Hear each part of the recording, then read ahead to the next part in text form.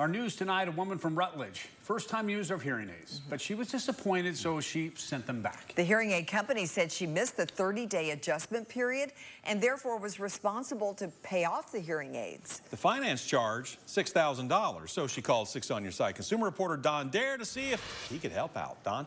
Well, it worked out, Bo. The big bill is wiped clean. The Miracle Ear Company has a promise of 100% satisfaction. But using hearing aids is definitely not love at first sight.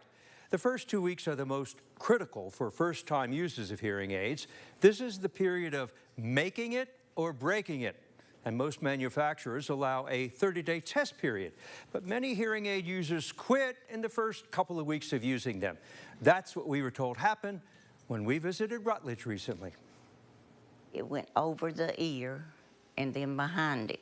Chrissy Reynolds says her new hearing aids were troublesome. The hearing aid did not stay in well. It came out, and the back of it made a squeaking noise till you could not hear.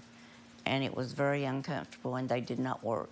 Mrs. Reynolds purchased behind-the-ear hearing aids. She bought them at the Miracle Ear Center in Morristown in early April. The cost was $5,000. She put $500 down and financed the remaining balance. The hearing aid did not stay down in my ear as it was supposed to.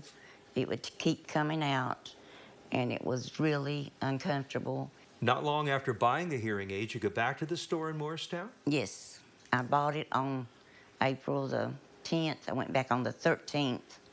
The lady said that I would have to have an appointment. The appointment was set. Her first adjustment began on April 24th. She went back just one time. And it was readjusted? Yes. And how did it work? It did not work. It was the same problem. Chrissy says because the hearing aids weren't working, she sent them back to the Morristown office, but then they were returned to her. I dropped them off. They sent them back to me, and I went to FedEx on the 21st of June and mailed them back. Mrs. Reynolds received a letter from the finance company stating her payments are behind on the hearing aids. I've been getting letters and phone calls since then from the Synchrony Bank and asking me to make a payment. $6,190.08. I want them to drop the charges.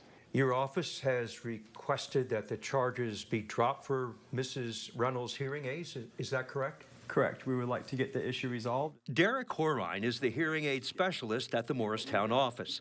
He says Mrs. Reynolds didn't give herself enough time to get adjusted to the hearing aids. So it's going to take somebody at least 30 days for them to acclimate to wearing hearing aids.